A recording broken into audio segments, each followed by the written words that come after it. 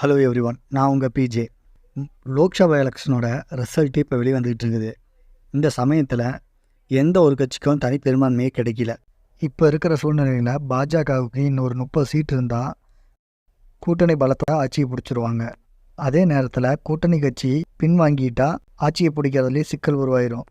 இதனால் நாளைக்கு அவசர அவசரமாக டெல்லியில் ஒரு மீட்டிங் அரேஞ்ச் பண்ணியிருக்காங்க. இதுக்கு சந்திரபாபு நாயுடு கட்சியான தெலுங்கு தேசமும் ஐக்கிய ஜனதா தள கட்சியும் கூப்பிட்ருக்காங்க மீட்டிங்க்கு. இதில் தெலுங்கு தேசம் 16 சீட்டும் ஐக்கிய ஜனதா தளம் 12 சீட்டும் வின் பண்ணியிருக்காங்க.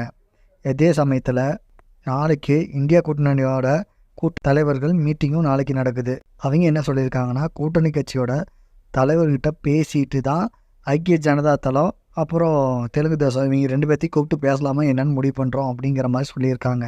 இதுக்கிடையில் காங்கிரஸ் சார்பில் நிதிஷ்குமார்கிட்ட பேசினவங்க நிதிஷ்குமாருக்கு துணை பிரதமர் பதவி தரதாகவும் சந்திரபாபு நாயுடுக்கு ஆந்திராவுக்கு தனி அந்தஸ்து கொடுக்கறதாகவும் சொல்லி ஒரு டீல் பேசியிருக்காங்க.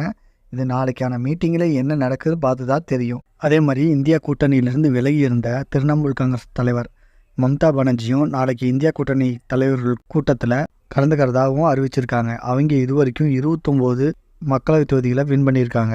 இந்தியாவில் 30க்கு அதிகமான தொகுதிகளை வச்சிருக்கிற எந்த மாநிலத்திலையும் முழுசாக வின் பண்ணல. ஆனால் தமிழகத்தில் திமுக கூட்டணி 40க்கு 40 திமுக தலைவர் ஸ்டாலின் சொன்ன மாதிரி சாதிச்சு காட்டியிருக்கிறாங்க.